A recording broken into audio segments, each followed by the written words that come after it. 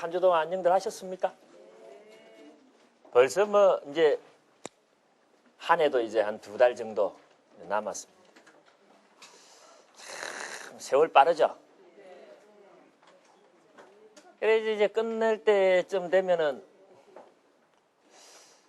참 기쁜 마음으로 끝내야 될 텐데, 그죠? 잘 보냈다.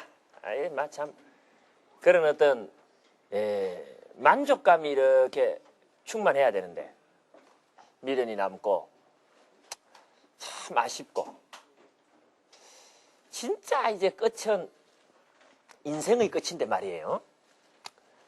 그 인생이 끝날 때도 미련이 남고 아쉽고 그러지 말자 하는 게 이 불교 같아요. 응? 근데 뭐 누가 그 인생이 끝나는 마당에 미련이 안 남고 아쉽지 않겠습니까? 뭐 모르긴 해도 부처님이라 하시더라도 열반에 드실 때는 아쉬운 점이 없잖아, 있으셨지 않았을까 그래 싶은데 말입니다. 하물며 우리 같은 범부들이야 그 생을 마감하는 그 끝이 가까워 오게 되면은 참 말도 못할 그런 어떤 낭패감을 느낄 것이 자명할진대는 그래도 이렇게라도 우리가 나와갖고 어떻습니까?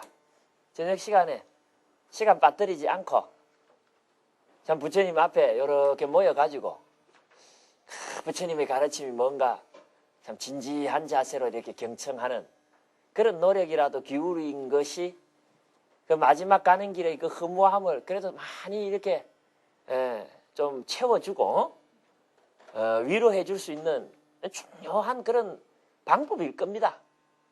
그런 입장에서 보면은 여러분들 오늘 이 자리에 이렇게 앉아 계신 게 참 잘 나오신 거예요.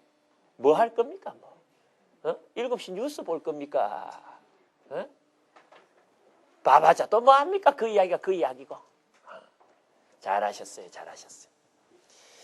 그래 이제 우리가 지금 공부하고 있는 이 업의 가르침 중에서도 제가 여러분들에게 그 전번 시간에 나눠드렸던 이 유인물 참 그 내용이 중요합니다. 그 유인물 안 가져오신 분 계세요? 다 안 했는데 안 가져오면 어떡해요?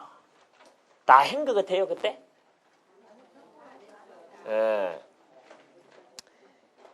그래서 그 의미 있는 예측 가능성 이론이라고 하는 거 이게 이제 우리가 인과라고 하는 의미가 불교 속에서 어떻게 사용되고 있는가 하는 것을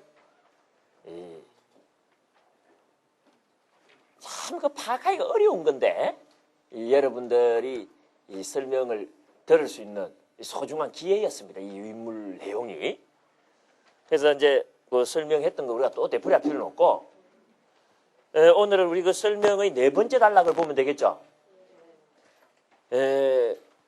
그리고 불확정성의 원리라는 것을 언급했는데 불확정성의 원리라는 걸 어떤 취지에서 언급했는지 기억들 나신지 모르겠어요.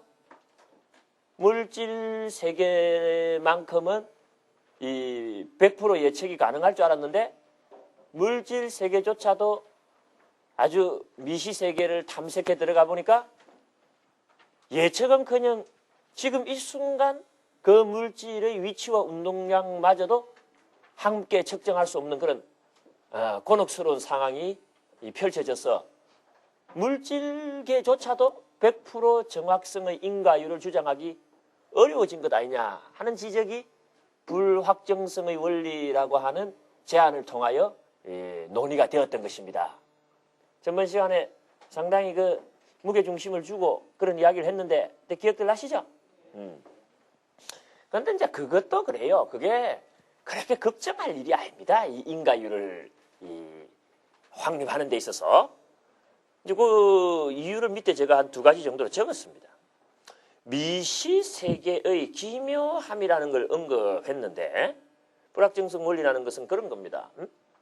이게 이제 미시세계의 기묘함을 언급했다라는 것은 우리가 지금 살고 있는 이 일상적인 현실 세계에 이 불확정성의 원리를 적용할 필요는 없다 이 소리입니다.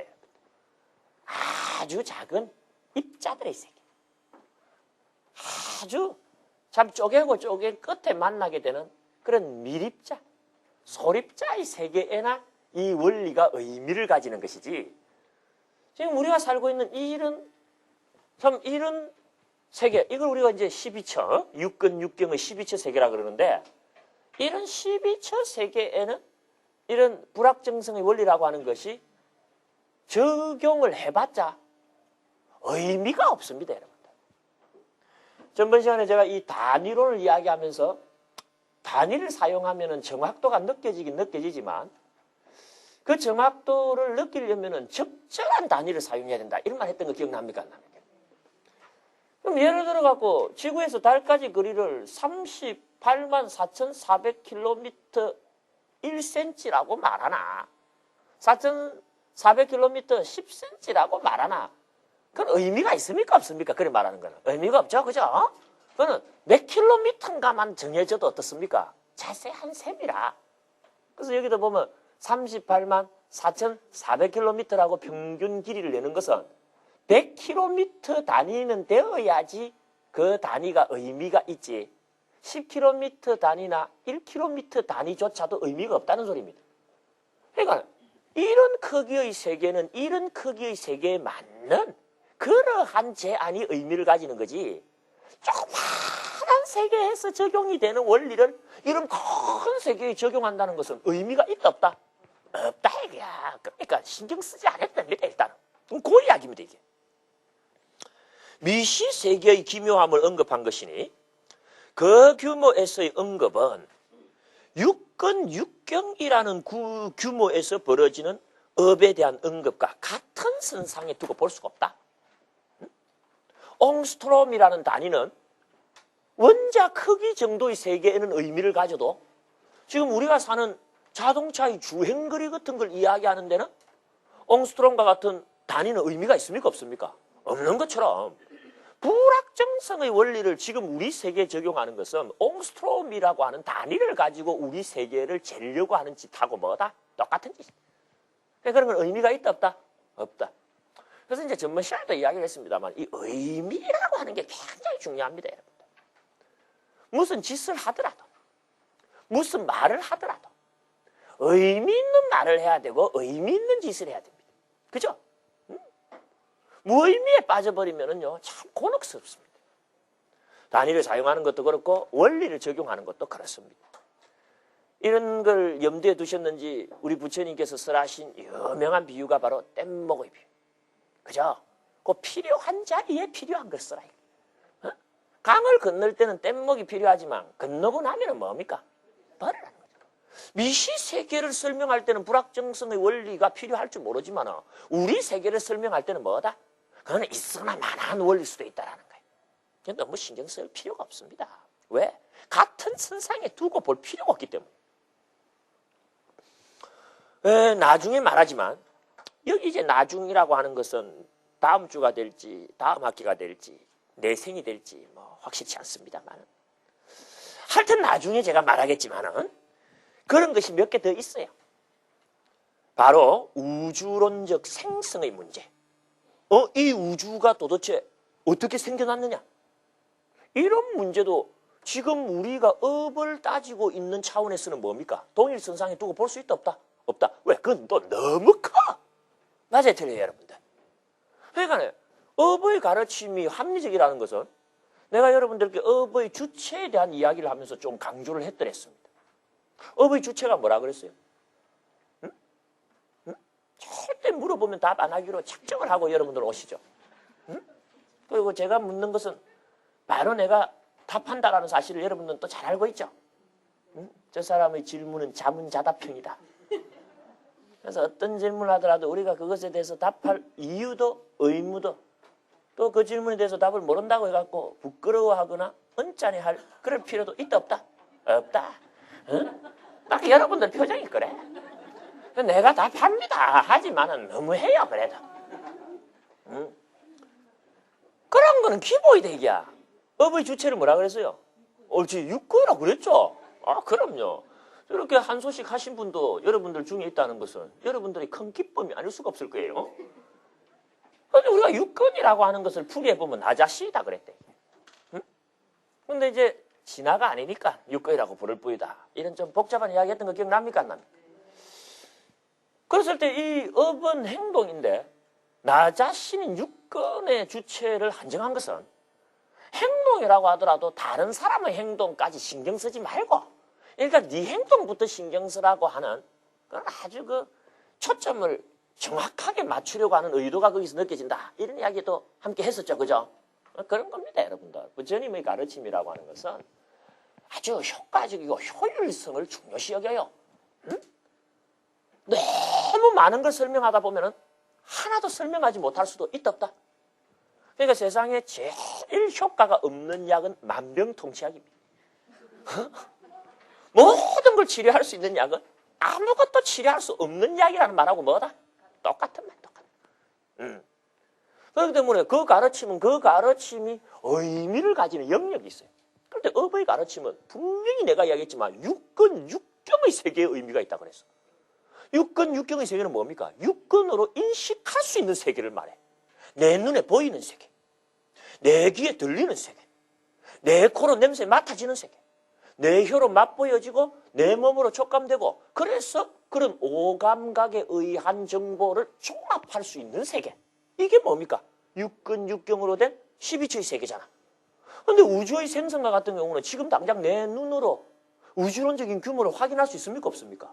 없잖아. 미시 세계도 어떻습니까? 그것도 가스의 영역이지 일일이 다 볼 수 있는 것 아니야. 그러니까 무슨 업설을 이야기하면서 그런 것까지 처음부터 다 해결할 거다라고 생각하고 덤벼들어서는 안 되고, 업의 가르침이 고유한 영역으로 삼는 건 뭐다? 육근, 육경. 바로 요런 크기의 세계를 뭐 하고 있다? 언급하고 있고, 요런 크기의 육근, 육경들이 모여있는 세계를 뭐라고 부르냐면 우리가 흔히 사회 그럽니다. 그죠? 사회라는 말 쓰죠?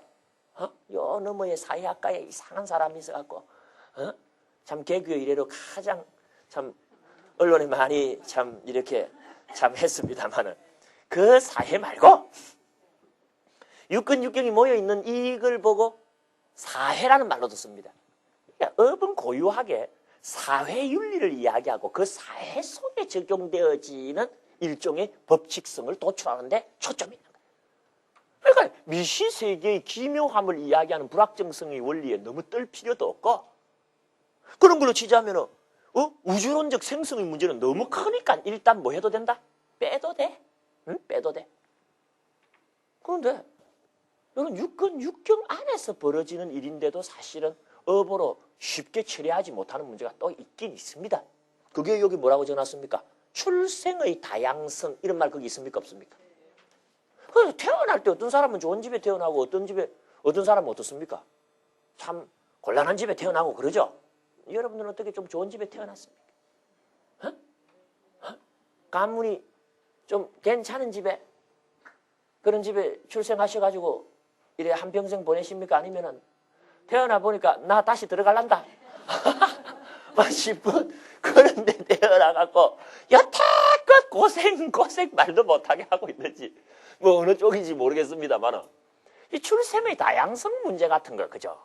이게 참 업설로 이야기하기 어렵습니다. 어째 태어나 보니까 이 집이고 저 집인데 어떻게 그걸. 그 다음에 또 한 가지 문제가 뭐다? 응? 결론 없는 듯한 인생의 문제. 그죠? 이 열심히 살면 어떻게 해야 됩니까, 여러분? 좋은 결과가 좀 있어야 안 되겠습니까? 그럼 우리가 참 시작도 있고 결론도 있다 하고 마음을 이렇게 쉴 수가 있겠는데, 고생만 잔뜩 하다가 뭡니까? 아무런 소득 없이 정말 어디서 어떻게 죽었는지도 모르고 죽는 사람도 있다 없다? 그럼 이런 것도 우리가 업이라고 하는 이 교술로 설명을 하려면 상당히 힘듭니다. 그래서 그런 문제가 몇 개 더 있어요. 그렇기 때문에 뭐 불확정성의 원리, 그게 무슨 심각한 문제가 돼갖고 뭐 인가라는 말은 이제 뭐 다시는 쓸 수 없는 것처럼 그렇게 호들갑을 떨 필요가 있다 없다? 없습니다, 여러분들. 그건 조금 이따 우리 이야기하자 그러고 빼놔도 됩니다. 일단 내 눈에 보이는 육근, 육경의 세계부터 좀 확실하게 우리가 파악을 해놔놓고 넘어가도 늦지가 않습니다. 그때 되면 그런 문제를 해결할 수 있는 새로운 뗏목이 제시되든지, 새로운 탈 것이 부처님에 의해서 제시된다 안 된다? 제시된다라는 믿음 정도는 가져도 좋아요. 그래서 이제 그런 소리를 내가 적어놓은 겁니다. 특히 우주의 생성 문제는 역시 너무 커서 육근, 육경 차원의 업설가 아직은 동일선상에 둘 수가 없는 거다. 그러니까 불확정성의 원리를 이야기한 미지세계는 너무 작아서 동일선상에 못 두고 우주의 생성 같은 문제는 너무 커서 동일선상에 두지 못한다. 그러니까 억지로 동일선상에 둬갖고 풀려고 하지 말고 일단 내 눈에 보이는 세계부터 한번 잘 설명하고 넘어가면 되는 거야. 내가 볼 때 제일 쉬운 종교가 뭐다? 불교입니다. 시간만 충분하면은 그놈은 시간이 없어서 문제지. 시간만 충분하면 뭡니까? 제일 쉬운 게 불교입니다. 살살 풀어 들어가면 어떻다? 다 풀린다. 다 풀린다. 안 풀리는 거 없어요. 응? 그래서 불교 공부할 때 늘 느끼는 게 뭐냐면 조급하지 말아야 된다. 응? 처음부터도 그런 이야기 했지만 이건 대하더라면 응? 단막극이 아니다. 장강에 물이 흘러가고 언제 끝날 줄 모르게 흘러가다 보면은 어느샌가 바다에 이르듯이 그렇게 쉬엄쉬엄 호흡을 느긋하게 가지고 그래 끊임없이 가는데 게으르지만 않으면 되는 종교가 뭐다? 불교입니다. 불교 공부는 그러는 거예요. 그냥 게으르지만 않고 세워라 내워라 가다 보면 어떻습니까? 언젠가는 불법 대해를 만나게 되는 거예요. 그러니까 물론 뭐 여러분들은 여기 서두르는 사람이 한 명도 없다는 걸 내가 알아요. 서둘긴 왜 서둘러? 원천적으로 여러분들은 심성이 느긋하고 심성이 여유만만이기 때문에 뭐 조급해 할 필요가 없다라는 이런 이야기를 내가 할 필요가 없어요. 내가 없는 줄 알지만은 그래도 그렇다는 걸 내가 말씀드리니까 잘 좀 챙겨주시길 바래요. 그래서 아직은 우선순위에 있어서 이런 말 봐요. 우선순위. 그것을 반드시 고려해야 하는 순서는 아니다. 그리고 미시세계라 해도 그래요. 비록 100%의 정확도는 아니라 하더라도 위의 단위론에서 살폈듯이 현실 세계는 그런 대로 인과율적인 예측 가능성 속에서 잘 돌아갑니다. 엄밀하게 측정해 보면은 불확정한 부분이 있다 그래요. 하지만은 그 정도는 오차 범위 속에서 묻어둬 버리도 되고 우리 수준에서 보면은 마치 100%인 것처럼 잘 돌아갑니다. 응? 우리가 자동차 운전을 할 때 그 자동차 오래 운전하다 보면 뭐처럼 느껴지면 지 몸처럼 느껴지잖아요. 그 말은 뭡니까? 나의 작용에 대해서 100% 예측 가능한 반응을 보인다라는 소리거든 그게. 그러나 아주 엄밀한 기계 장치로 갖고 측정해 보면은 기계가 그때 반응을 조금씩 달리 한다 그럽니다. 하지만은 우리가 자동차를 고속도로에서 주행할 때 그 정도 오차는 어떻습니까? 무시해도 관계가 있다 없다? 없다 이거예요. 응? 없다 이거예요. 아니 차가 자기 주행선을 달릴 때게 주행선에서 1cm 옆으로 달리나 2cm 우측으로 달리나 주행선 안에서 달리면 되지.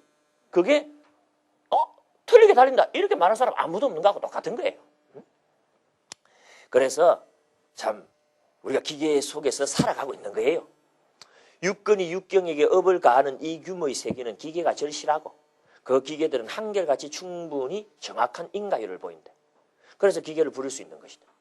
그러면 이제 우리는 다음 주제로 넘어가면 됩니다. 육근의 업과 육경의 보 사이에 적용되어지는 의미 있는 단위가 무엇인지 찾기만 하면 되는 겁니다. 단위를 사용하면 정확도가 생긴다 그랬죠? 그러나 적절한 단위를 써야 된다 그랬죠? 그러면 육근의 업과 육경의 보라고 하는 사건에도 정확도를 우리가 살리려고 하면은 단위를 하나쯤 써줘야 되겠죠? 하지만 그때는 업과 보의 적절한 단위를 사용해야지 거기다가 킬로미터나 리터 같은 단위를 쓸 수는 없는 문제 아니에요. 그러면 그때 우리가 사용하게 될 적절한 단위가 뭐다? 그게 바로 윤리학적인 단위. 선과 악이라는 단위입니다. 알겠습니까? 그래서 업인 과보라고 하는 문장, 업과 보 사이에는 무슨 관계가 성립한다?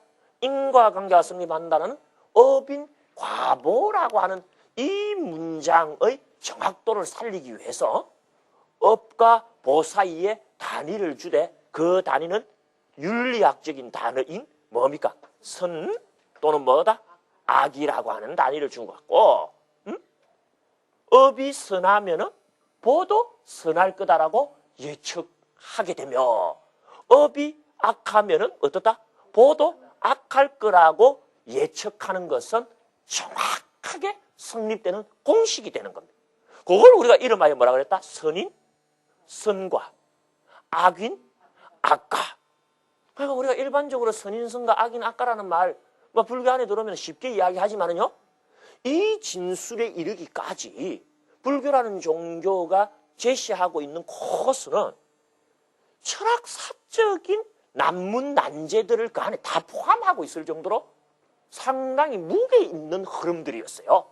응? 우리는 그냥 업인가부라는 말도 듣고 우리는 그냥 선인선과 악인 악가겠지 하지만은 이런 표현까지 오기는 여러분들 요번 학기만 해도 어떻습니까, 여러분들? 벌써 3개월 차이 접어들잖아요, 그죠? 9월달 공부하고 10월달 공부하고 12월달 공부에나 들어와갖고 선인선과 악인 악가라는 표현을 만납니다. 그 사이에 우리가 하루 70분 정도 강의를 하면서 적은 이야기를 하질 않았어요. 그리고 단순히 양적으로 적은 이야기를 한 것이 아니고 사상적인 어떤 규모에 있어서 쉬운 문제들을 언급하고만 온 게 아닙니다, 여러분들. 복잡한 문제들을 언급. 그 결과 이렇게. 응? 그러니까 선악이라고 하는 말은 윤리학적인 뭐다? 단위다. 이 단위가 고유하게 적용되어지는 대상은 뭐다? 업과 보이다. 그래서 업과 보 사이에 성립하는 인과율에 대해서는 뭐다? 선이라는 단위나 악이라는 단위를 둬갖고 선인선과 악인, 악가라고 하는 그러한 명제가 만들어졌다. 아시겠죠, 여러분들? 그러면 이건 이제 우리에게 많은 것을 암시하게 합니다. 인과라는 것은 기본적으로 두 가지 요청을 성취해야 된다고 그랬어요. 하나는 필연적 상응성이라 그랬고 또 하나는 뭡니까? 의미 있는 예측 가능성. 이제 선악이라는 단위를 사용해주면 의미 있는이라는 말은 이제 굳이 쓸 필요가 없어. 의미 있는 정확도라는 말도 쓸 필요가 없어요. 단위가 들어오면 단위로서 그 의미가 함축되어 버리기 때문에. 응? 그렇기 때문에 이제는 인과가 업보 사이에 성립할 때 선악이라는 단위를 줬다라는 것은 업과 보 사이에 두 가지 성질이 성립한다라는 소리하고 똑같아집니다. 그럼 뭡니까? 선한 업을 지으면 뭐다? 필연적으로 선한 보가 뭐다? 오지 않으면 안 되는 거고 악한 업을 지으면 어떻다? 필연적으로 악한 보가 오지 않으면 안 되는 거고 나아가서 누가 선한 업을 지었다 그러면은 아직까지 결과가 안 나타나도 선한 보가 올 거라고 하는 것을 우리가 뭐 할 수가 있다? 예측할 수가 있고 악한 업을 누군가가 짓는다 그러면 보지 않아도 앞으로 악한 보가 올 거라는 걸 예측하게 되고 누군가 상황이 안 좋은 상황에 들어있으면 이전에 어떤 안 좋은 일을 했는가를 뭐다? 미리 짐작해 볼 수도 있으며 누가 행복에 겨워갖고 경사스러운 일을 당하게 되면 그 앞에 그럴 수밖에 없었던 선한 업이 원인으로 있었을 거다라고 역시 뭐 할 수 있게 된다? 예측할 수 있게 된다. 이제 무서운 거예요, 이게. 이게 무서운 겁니다. 나에게 그걸 적용하면은 내가 선업을 지으면 반드시 나는 행복해지고 내가 악업을 지으면 어떻다? 반드시 나는 괴로워진다. 불행해진다. 그리고 그런 행복과 불행이 오기 전에 뭐 할 수가 있다? 미리 예측까지 할 수가 있다. 그러니까 행복해지려면 어떻게 해야 됩니까, 여러분들? 선업을 짓는 수밖에 없고 내가 악업을 지은 이상에는 절대적으로 불행해질 수밖에 없다라고 하는 그런 어떤 윤리적인 정언명법이 여기서 이제 성립하게 되는 겁니다. 무슨 이야기입니까? 무슨 이야기 아닙니까? 내가 꼭 뭐 착하게 안 살아도 어떻다? 얼마든지 행복해질 수 있지 않을까 하고 혹여나 그렇게 꿈꾸고 있었던 분들은 이런 가르침 앞에서 어떻게 해야 됩니까? 좌절해야 된다. 근데 늘 이렇게 생각해 오신 분들은 괜찮아. 근데 이 이야기가 성립하려면 진짜 넘어야 할 높은 산이 하나 기다리고 있습니다. 아까 우리가 칸트에 대한 이야기를 전번 시간에 했었어요. 칸트는 자연과 자율의 통합을 결국 실패했다 그랬어요. 이렇게 단위를 사용하면 되는데 칸트가 요 정도 생각을 못 했을 것 같아요. 그 천재가. 칸트도 선에는 선, 악에는 악이라는 단위를 써주면 될 것 같다라고 하는 생각을 합니다. 그런데 왜 칸트는 실패한 줄 압니까? 더 높은 산, 좀 높아요 산이? 네? 이 넘기가 어려운 더 높은 산이 있는 거예요. 그게 뭐냐? 선이 도대체 뭔데? 악이 도대체 뭔데? 소위 선악에 대한 윤리학적인 정의를 내린다라는 것은 인과율이 가지고 있는 의미 있는 예측 가능성의 문제보다 훨씬 심각합니다. 선이 뭔지 정해지고 악이 뭔지 정해져야 선인선과 악인악과라는 말이 의미가 있을 거 아닙니까? 그래요 안 그래요 여러분들?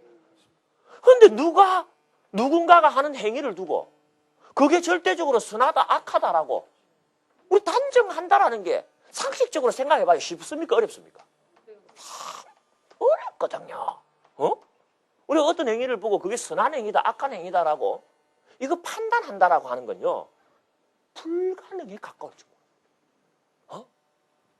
예컨대 예를 들어서 여러분들 개구리 한 마리가 여기 있는데 여러분들 개구리 좋아해요? 나도 싫어해요. 앞에 특히 이상한 성 붙은 개구리 있죠? 네, 더 이상 뭐? 됐어요. 그만합시다 이제. 노란 개구리가 있어. 내가 보면. 근데 여기 이제 뱀이 겨울잠을 깨고 나왔어. 이 뱀이 겨울잠을 깨고 나와갖고 탈진해. 지금 그 앞에 있는 개구리를 안 먹으면 어떻다? 죽는데, 죽는데. 그럼 여러분들이 이제 이 자리에 개입했다고 치자 이거예요. 그러면은 뱀이 살자면은 개구리가 죽어. 개구리를 여러분이 살리려면은 이제 뱀이 죽어. 개구리를 살릴래요? 뱀을 살릴래요?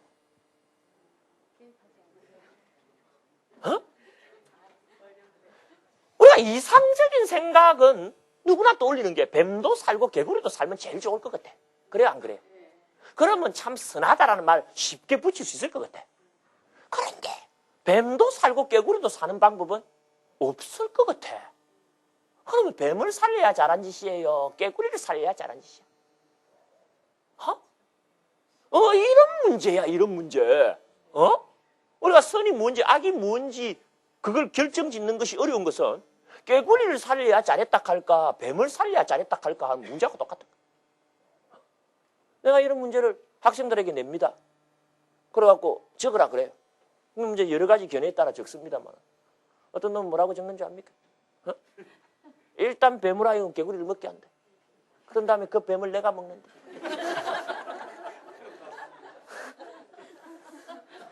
반드시 F야. 다음 학기 한 학기 더 들어야 돼.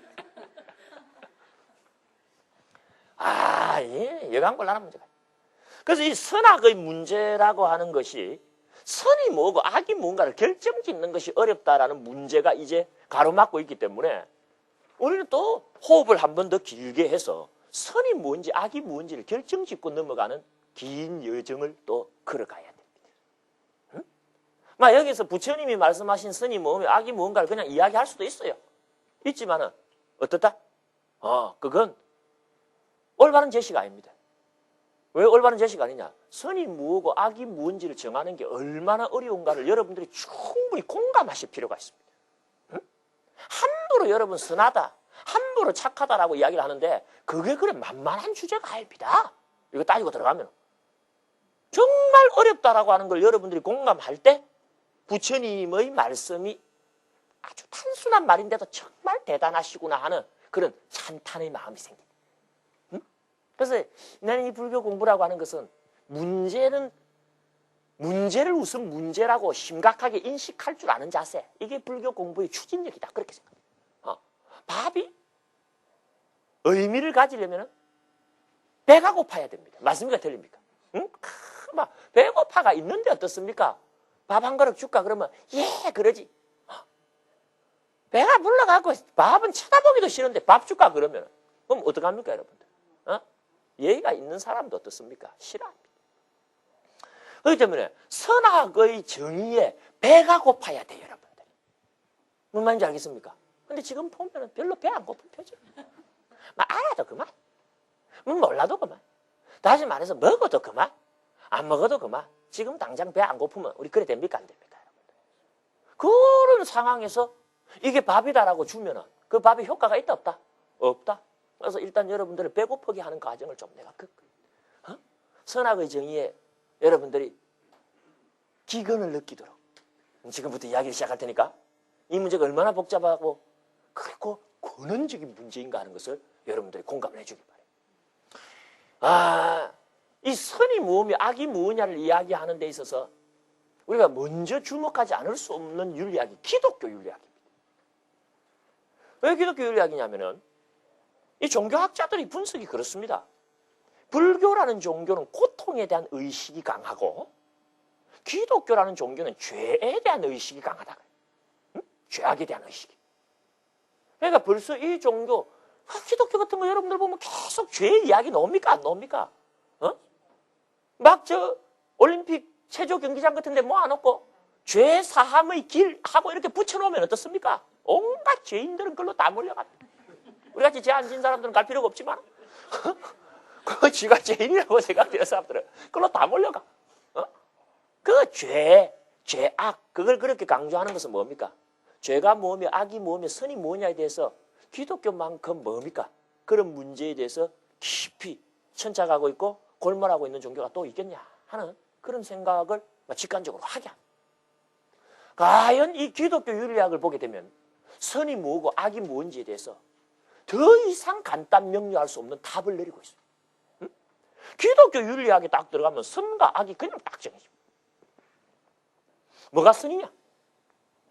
그리고 뭐가 악이냐? 그 기준점이 뭐냐? 신의 섭리. 신의 섭리에 순응하는 행동은 선이요. 그 신의 섭리에 역행하는 행위를 악이라고 한다. 딱 간단합니까? 간단하지 않습니까? 간단하죠, 그죠? 근데 저게 전혀 간단하지를 못해. 이게 왜 간단하지를 못하냐? 신의 섭리라는 게 도대체 뭐냐가 아직까지 해결되지 않은 상태로 남아있기 때문에. 신의 섭리가 뭡니까? 신의 섭리는 뭘까요? 물론 여러분들은 교인들이 아니니까 알 수도 없고 알 필요도 없지만 교인들한테 물어봐도 신의 섭리가 뭐냐고 하면 답은 뭐다? 깐노우즈야. 신만이 안다. 신의 섭리가 뭐냐고 물으면 그건 누구만이 안다? 신의 섭리. 신만이. 그 말은 어떤 행위가 선인지 악인지를 궁극적으로 판단할 수 있는 권능은 누구에게 있다? 신에게입니다. 신에게. 그러니까 사람이 사람의 행동을 두고 잘했다 못했다 한다고 하는 것을 기독교 윤리학에서는요 얼토당토 않다라고. 신만이 신의 섭리를 알고 그 신의 섭리에 순응했는지 역했는지 했는지를 아는 거지 우리로서는 어떻다? 짐작도 못한다. 그 예수가 한 여인에게 사람들이 막 나쁜 짓 했다고 돌을 던질 때게 뭐라 그럽니까? 여기 죄 없는 자가 있다면 돌을 던지라고 그랬어요. 그건 우리 모두에게 죄가 있다라는 소리로도 해석이 됩니다만 이 여인의 행위가 죄인지 죄가 아닌지를 판단할 권능이 있는 자가 여기 있다면 돌을 던지라는 거야. 그 여인이 거기서 그 행동을 했을 때 그게 꼭 악이라고 하는 돌이킬 수 없는 근거를 네가 갖고 있느냐는 거야. 그게 악이냐 선이냐는 신의 섭리에 의해서만 결정이 되는데 그 신의 섭리는 누구만 안다? 신만이 알지. 네가 알면 뭘 안다고 잘못했다라고 돌 던지느냐는 거야. 그래서 이 사람들은 죄에 대한 정의에 있어서 굉장히 신중합니다. 그게 죄인지 아닌지 내가 결정할 수 있는 성격의 것이 아니다는 거예요. 그래서 이 기독교 계통의 판관들의 판결이요 굉장히 신중해요. 근본적으로 자기가 판사 일을 한다는 것에 대해서 회의를 굉장히 느낍니다. 이게 옳은지 그른지는 누구만이 안다? 근데 지가 그걸 판단해야 되는 입장에 섰잖아요. 그죠? 그래서 그냥 내놔라 그럽니다. 내가. 그냥 날 줘. 그 이론이 그런 게 있는 거예요. 그런데 이제 이런 식으로 오면은 더 이상 논의를 진행할 수가 없어요. 10만이 안다고 그러는데 뭐 우리는 어떻게? 그래서 기독교 윤리학에서는 신의 섭리가 무언가를 객관적인 영역으로 좀 끌어내리는 데 성공을 합니다. 우리도 신의 섭리가 뭔가를 알 수 있는 방법을 찾아냅니다. 대단하죠? 신만이 안다는 신의 섭리를 우리도 알 수 있는 방법이 있더라는 거예요. 그게 뭐다? 요겁니다. 바이블이에요. 응? 바이블에 씌워진 대로 하면 선이고 바이블에 씌워진 대로 하지 않으면 악이다. 바이블에 씌워진 게 뭡니까? 신의 섭리가 거기 씌워져 있을 테니까. 오케이. 그래요, 안 그래요? 그러면 이제 조금 쉬워졌죠? 바이블은 우리 손아귀에 넣고 이렇게 살필 수 있으니까. 그러면 이제 마지막 문제를 한번 던져볼까요?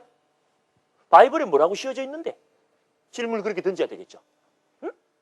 이 바이블에 도대체 어떤 내용이 씌워져 있냐, 이게. 그 1700~1800페이지짜리 바이블에 씌워져 있는 내용을, 뭐 그냥 검은 건 그리고 흰 건 종이겠죠. 뭐 그걸 어떻게 이야기를 합니까? 안 해.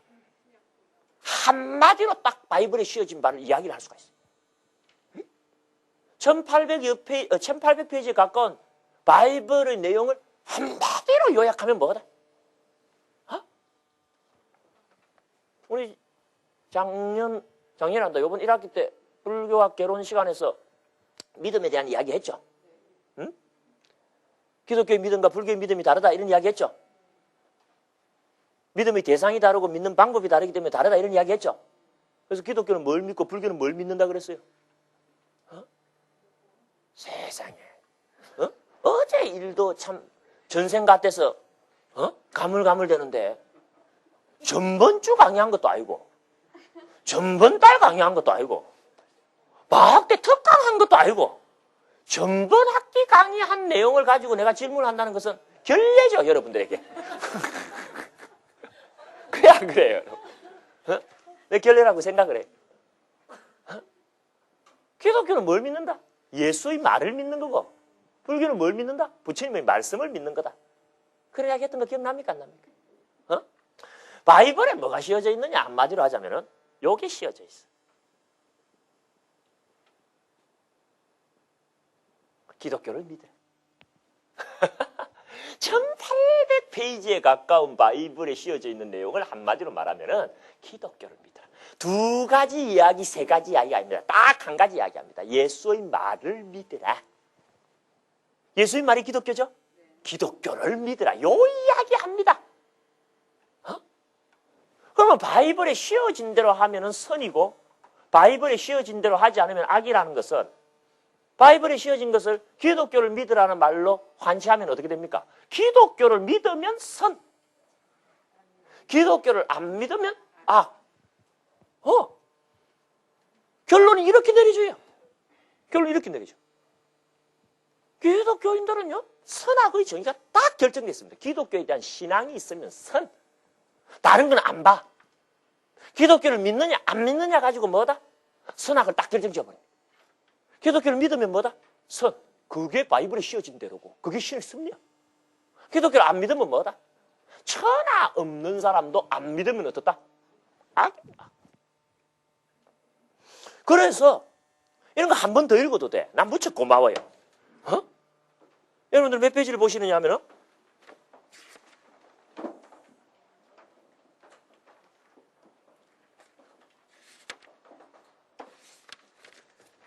몇 페이지를 보시느냐 하면은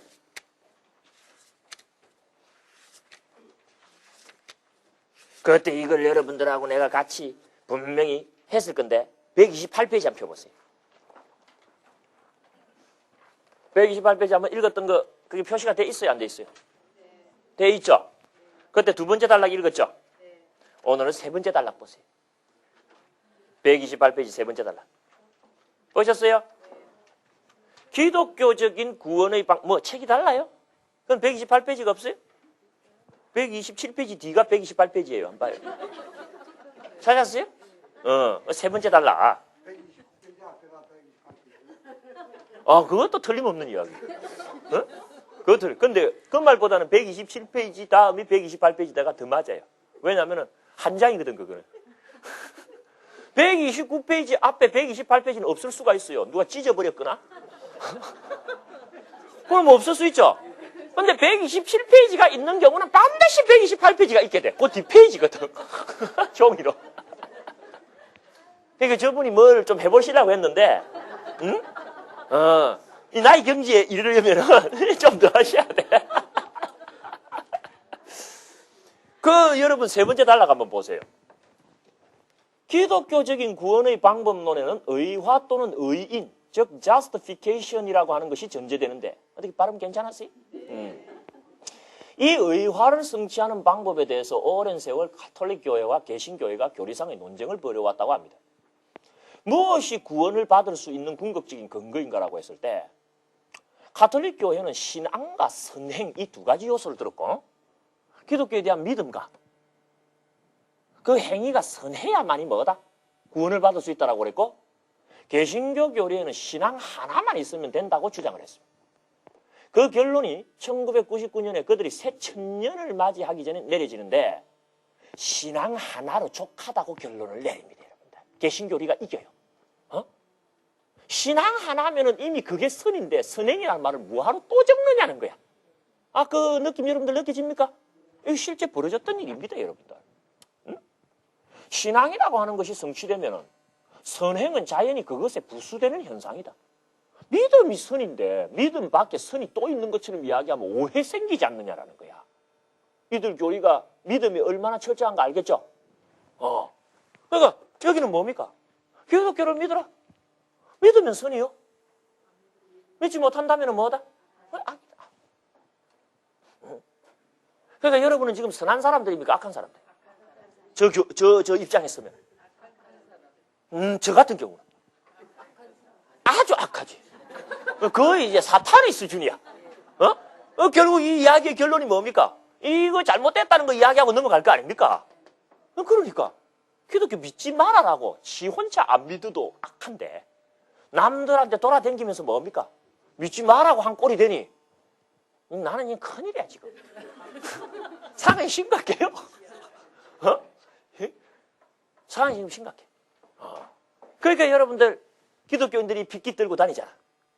예수 천국, 지옥, 불신 지옥.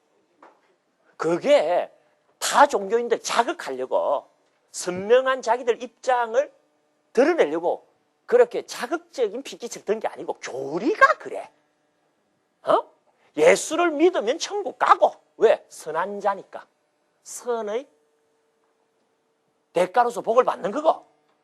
불신, 다시 말해서 기독교를 믿지 않으면 뭐다? 악한 자니까. 어떡합니까 여러분들?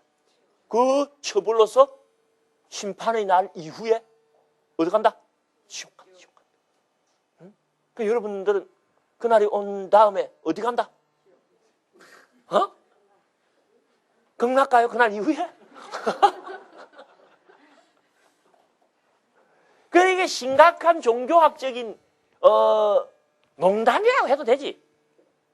마하트마 간디는 지금 어디가 있을까 이 문제입니다. 마하트마 간디 알죠? 무저항 비폭력. 그렇게 두들겨 패도 어떻습니까? 저항하지 않고 상대방에 대한 원한의 감정을 일으키지 않은 정말 원수를 사랑한 자는 마하트마 간디입니다. 그래요 안 그래요? 자기들을 구박한 영국인들에 대한 애정을 가졌으니까. 그러면 마하트마 간디는 지금 어디가 있어야 돼요? 만약에 심판을 했다 치면은 이 교회에 입각하면 어디가 있어야 된다? 마하트마 간디는 기독교 신자가 아니에요. 그러니까 윤리학자들이 말이 되는 소리를 해라 이거야. 마하트마 간디를 지옥으로 보내는 교의가 무슨 윤리학이냐는 거야. 그럼 무슨 생깁니까 안 생깁니까? 그러니 여러분들 참 기가 막힌 이야기야. 내가 직접 봤으니까 이야기를 해도 되는데 저는 가끔 이 기독교 방송을 봅니다. TV 보면은 참 여러 방송이 나오잖아요. 기독교 방송 참 잘해요. 기독교 방송 또 2개나 나와. 그러나 이렇게 보면은 기독교 목사들 나와서 강의를 하는데 그들로 치자면 설교죠. 참 잘하는 사람도 있고 참 시원찮은 것 같고 시간 때우는 사람도 그 동네도 있는데 한 번은 놀랐어요. 지금 부처님이 지옥에서 아이고 하고 있다는 거야. 갑자기 부처님이 나오더만은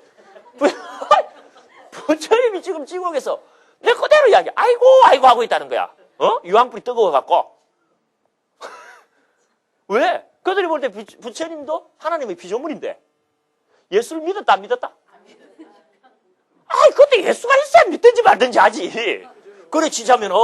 그래요, 안 그래요, 여러분들? 부처님 나와 계실 때는 뭡니까? 근데 어쨌든 안 믿었다, 이거야. 그게 그 사람들 수준이 어떨 때는 그렇습니다, 여러분들. 응? 부처님이 그래갖고 예수를 안 믿어갖고 지금 어찌돼 있다? 지옥에서, 아이고, 아이고. 내가 금강경에 수보리 하이고 할 때 하이고가 아이고로 들린다는 사람은 내가 봤어도.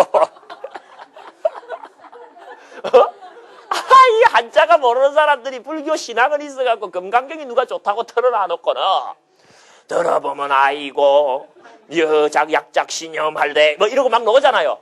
그럼 자기는 거기 자꾸 아이고로 들린대. 그 날 보고 여보게 왜 수보리가 자꾸 아이고 아이고 그러지. 내가 그래 아이고 소리는 들어봤어도 둘이 부처님이 저 가서 아이고 아이고. 그게 여러분들 이 이론이라는 게 얼마나 기가 막힌 이론이에요 지금. 그럼 딴 데 이유가 있는 게 아닙니다. 선이 뭐고 악이 뭔지 하는 것을 결정짓는 것 자체가 어떻다? 이게 참 해결이 안 나는 문제일 수 있다라는 거야. 해결. 그러니까 이야기하는 거야. 아니 그러면 예수 오기 전에 그 수많았던 사람들 많았어요 안 많았어요? 그러니까 사람들 다 지옥 갔겠네. 불쌍하기 짝이 없네 그러면. 그래서 뭐 다 좋다 이거야. 이와 같은 선악의 관점은 도그마티즘이다. 현대 윤리학에서는 그래. 응? 말하자면 교조주의다. 교조주의.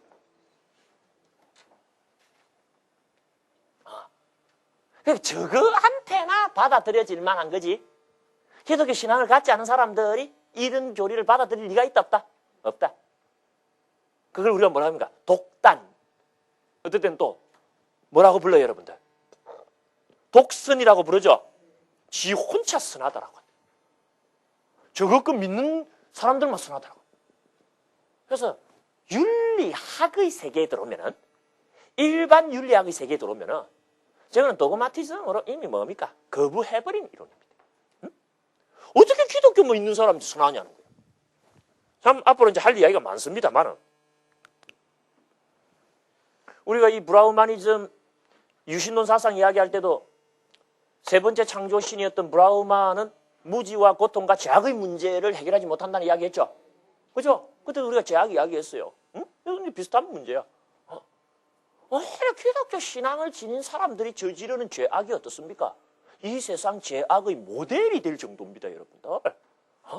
그리고 기독교라는 입장에서 어떻게 합니까, 여러분들? 신앙하지 않는 자는 그들 입장에서는 악이니까 사람 가릴 것 없이 신앙하지 않으면 다 죽여버립니다. 그런 어떤 왜곡된 신앙 행태가 이 종교 안에서는요, 수차례 역사 속에서 실제 벌어졌었어요. 아주 심각한 거예요.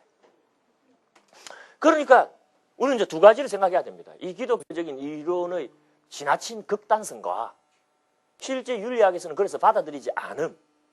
그리고 이건 행간에 어떤 뜻을 숨기고 있느냐. 선이 뭔지 악이 뭔지 이게 보통 문제가 아니구나. 오죽했으면 그런 말도 안 되는 이론을 자기들이 봉착할 수밖에 없었겠어요.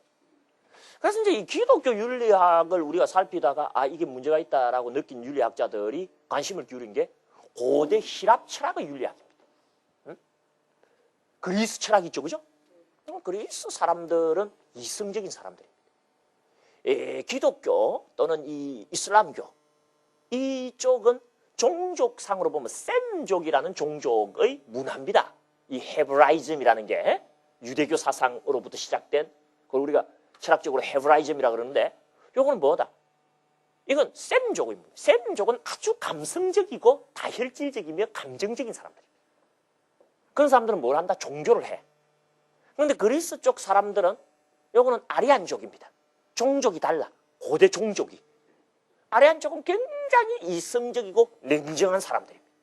그래서 이쪽은 뭐가 발달한다? 철학이 발달해. 이성적인 철학이, 지혜가 발달하고.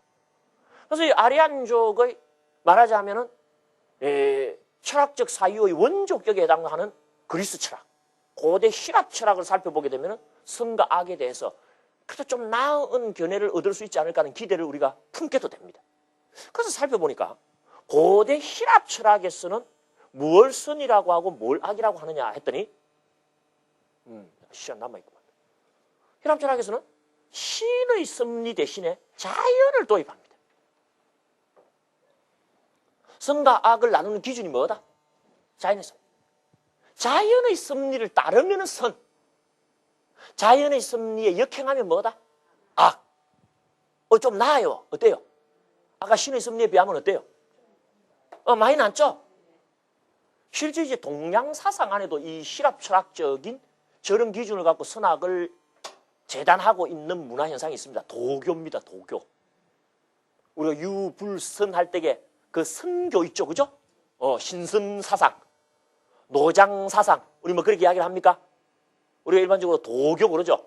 이 따오이즘이라는 건데, 이 도교를 보면 여러분들 무위자연 이런 말 하는 거 들어보셨죠? 그 자연하고 이 자연이 꼭 같은 건 아니라도 벌써 단어가 같아진 것 보면은 연결고리가 느껴집니까? 느껴집니까?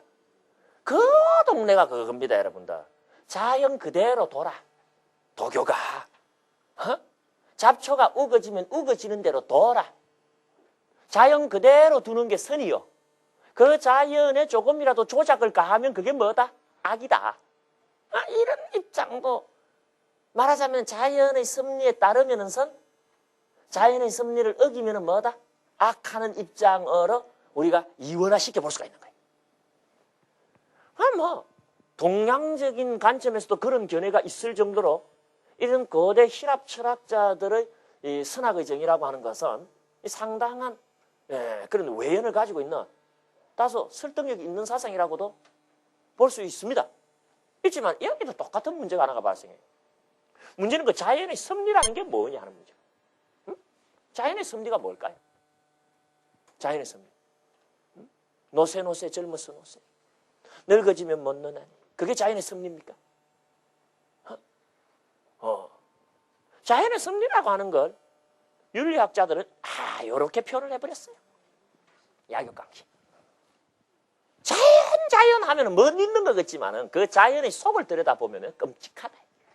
센 놈이 약한 놈을 먹으면서 자연이라고 하는 것이 어떻다? 이렇게 지금 흘러가고 있잖아. 다시 말해서 먹이 사슬입니다. 그죠? 가장 약한 놈이 수가 많아갖고 그거보다 강한 놈한테 먹이를 제공하고 더 강한 놈이 그 더 약한 놈을 먹으면서 이렇게 뭡니까? 피라미드형을 이루고 있는 거. 그래서 강자가 약자를 이렇게 먹어가는 거. 이걸 우리가 뭐라 그런다? 이게 약육강식이라는 거야. 이게 자연을 갖다가 유지하는 근본적인 섭리라고 할 수 있는 거다. 뭐 이의를 제기할 수가 없습니다. 이게. 이의를 제기할 수가 없습니다. 약육강식이라고 하는 자연을 관통하는 저와 같은 모습은 여러분들 이게 생물학적으로 보면 아무런 문제가 없어. 또 요새 말하는 생태학이라는 게 있어요. 요새는 이상한 학문이 많아졌어. 생태학. 동태로 무슨 음식을 하는 게 아니고 저기는 반드시 생태로 뭘 해야 되는가. 한번 따라해봐요. 생태학. 열반에 들다가 빡 깨는 사람은 뭡니까? 생물학, 생태학 할 때까지만 하더라도 열반에 지그시 들어있다. 동태, 생태하니까 눈이 번쩍. 참. 이 칼라지라 그러죠? 전문적인 용어는 이 칼라지라고 하는 게 이제 생태학인데, 생태학적인 관점에서 보면은 강한 자가 약한 자를 먹도록 도와주는 것이 오히려 잘하는 짓이다 그럽니다. 무슨 말인지 알겠습니까? 이런 생태 사슬을 교란하는 것이야말로 뭐다? 악한 짓이다라고 이야기합니다. 여기 오면은. 아주希臘 철학적인 사고방식이죠. 그런데 생물학과 생태학은 이런 먹이 사슬 또는 이 피라미드 구조에 대해서 오케이 하고 있을지 모르지만 윤리학의 입장에서 쓰게 되면 뭡니까?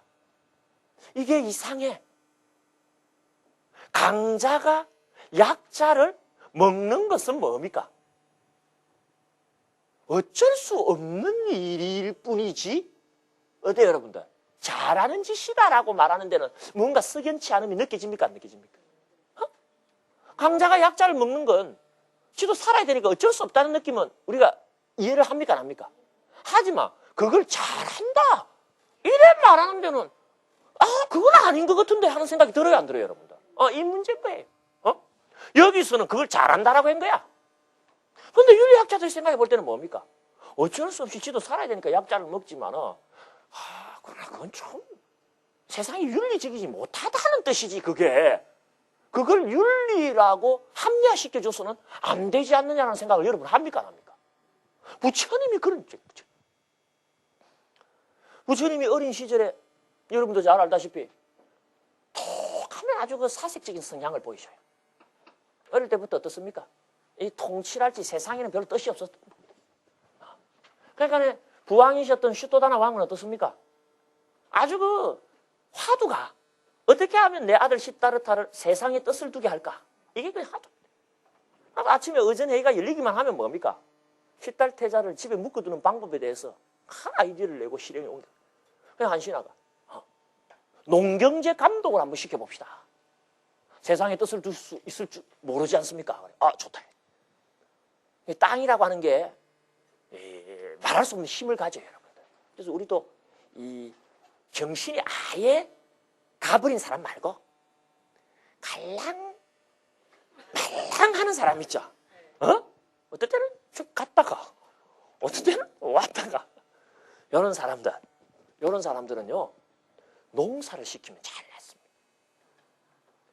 너무 심한 농사 말고 화초 키우기랄지 아니면은 뭐 상치라도 심어갖고 씨 뿌리고 김 매고 물 주고 싹 튀고 벌레 잡아주고 이러면 어떻습니까? 인과율이라는 걸 느끼거든. 하는 대로 돌아오고 순서와 절차 이러면 이 치료가 그 농사라고 하는 게 효과가 참 좋아요, 여러분들. 그러니까 여러분들도 어느 날 갑자기 내가 갔다 왔다 하는 것 같다 이러시 보면 어디 저 땅 한 떼기 떼가고 어떻습니까? 농사져요. 그러니까 이 아파트가 생기고부터 갔다 왔다 하는 사람이 많이 는 거야, 여러분들. 그 허공에 붕 떠갖고 어떻습니까, 여러분들? 세상에 겨울 턱 되면 어떻습니까? 바람이 쎄 하고 불고 지나가. 하고 홀이 빠지는 거야, 그냥 그 손들. 그렇게 몇 년 살다 보니까 어떻습니까? 갔다. 그러니까 우리가 단독주택에 살아야 돼요, 여러분들. 단독주택에 살면서 어떻습니까? 그 안에 화단도 좀 가꾸고, 그죠? 그거 이렇게 물도 주고 조그마한 하단이라도 잡초가 얼마나 나는데 그거 이렇게 뽑아주면서 어떻습니까? 그렇게 직접 땅하고 부딪혀야지 이 생존이라고 하는 게요. 이 의미를 가지고 이게 살아납니다. 참 요새 아파트 하는데 아파트 사는 사람들 난 이해가 안 가. 내가 전에도 이야기했지만 그 아파트라는 게 얼마나 웃기는 줄 압니까? 아침 탁 되면요. 25층 아파트 같은 경우는요. 25명이 한꺼번에 앉아서 똥는다고 저 녀석도 잘해. 아이고 참. 그런데 지도 들어가서 끼리 갖고 나는 내가 지금 왔다 갔다 하는지 모르겠는데 자, 나는 그 생각하면은요 내 차라리 공중변소 가갖고 내가 일 보고 오지. 무거이고요. 그렇지. 그래요, 안 그래요, 여러분들? 아이고, 흉한답니다, 여러분.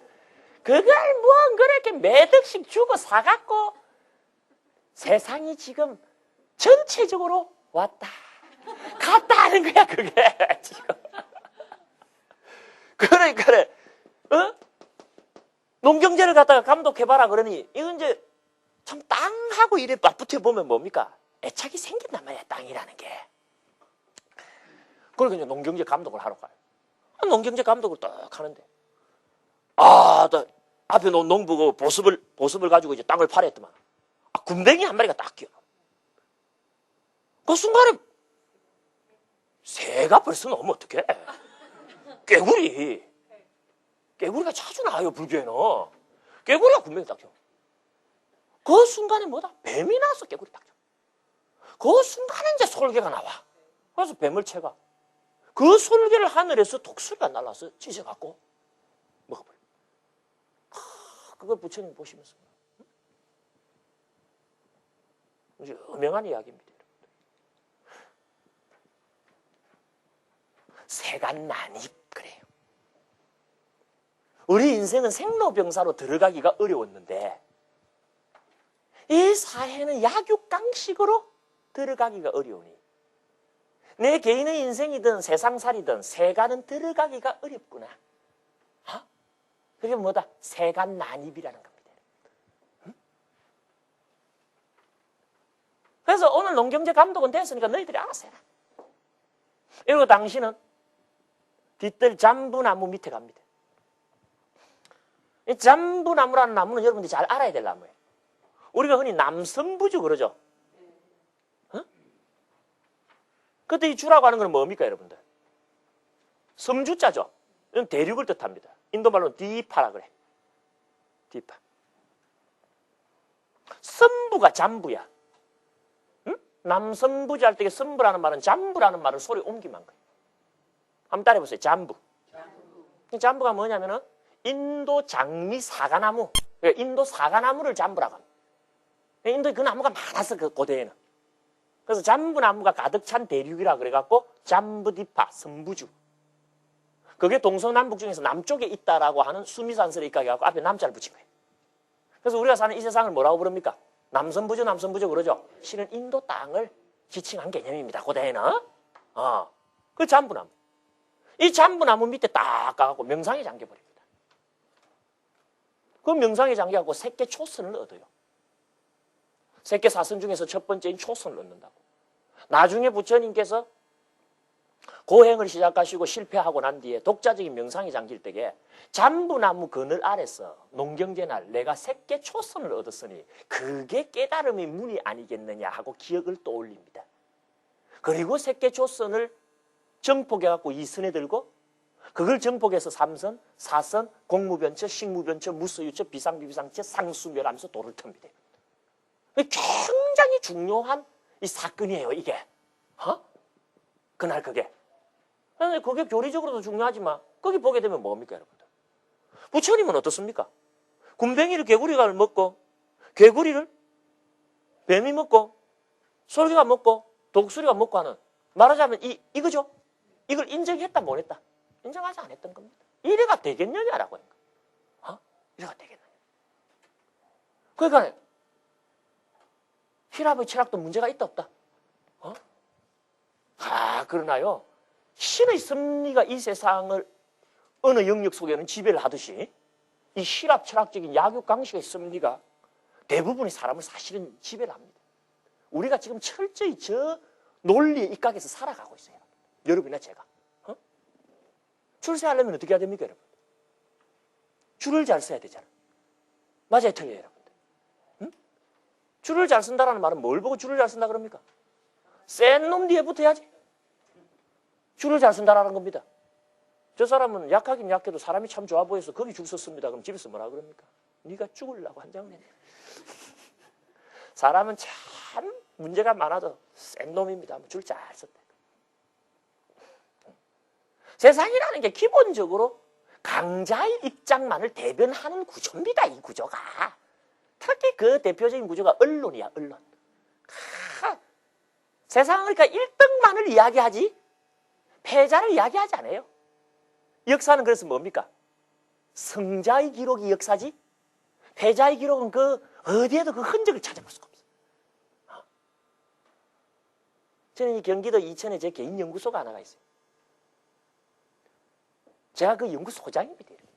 응? 여러분은 나를 좀 무시하는 경향이 있다는 걸 알지만 내가 소장. 그 이제 보면은 참 옛날에는 내가 그 잘 됐어요. 거기가 연구원 둘도 두고 막 상근 연구원 둘도 쓰고 했는데 연구소장이 시원찮은지 한 명은 출가해버리고 한 명은 유학 가버리고 요새는 제가 가갖고 소장 겸 연구원 겸 청소부 겸 어떤 밥도 하고 그래요. 내가. 그리고 전화가 탁 오면 여보세요 이래 받았다가 소장님 바꿔달라면 예 이라고 내가 다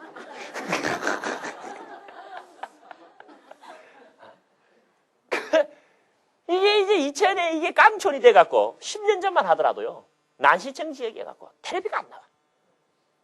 그래도 시청률 꼬박꼬박 받아가는 거 보면 신기해 그때도. 그래갖고 내가 그때 접시 안테나를 설치했어. 이 접시 안테나를 설치하면 나는 모든 위성 방송이 다 나올 줄 알았어. 그래서 이 각도가 맞는 거 한두 개만 나와요. 그래 겨우 하나 잡은 게 내셔널 지오그래픽 채널이라는 걸 잡았어. 선 동물들 나오는 데입니다. 다큐멘터리, 동물 다큐멘터리. 그래서 저희 모친이 가끔 이천 올라오시면 하시는 말씀이 야, 너희는 언제 사람 나오는 거 보노? 매일 동물들만, 악어만 나와갖고 뭐 돌려서 갖고 그러니까. 한 번은 사자가 사슴을 탁 잡는 장면이 나오는데, 암사자가 특공대가 돼갖고 사슴 한 마리를 딱 겨냥하고 딱 전속력으로 뛰어 잡더라. 수사자가 뒤에 와서 어떡합니까? 딱 쥐어 뜯어갖고 뜯어먹기 시작하는. 와, 피가 튀고 잔혹하기, 끔찍하게. 근데 거기 나레이터가 뭐라고 이야기하는 줄 압니까? 여러분들은 이 장면을 끔찍하다고 생각하지 마십시오. 지금 이 장면은 사자가 밥을 먹는 장면입니다. 아이씨, 말을 그래 하는 거예요. 맞는 말입니까? 틀린 말입니까? 사자 입장에서는 맞지. 그런데 사람이 아니고 사슴 입장에서는 뭡니까, 여러분들? 더 할 수 없는 공포와 고통 속에 죽어가는 장.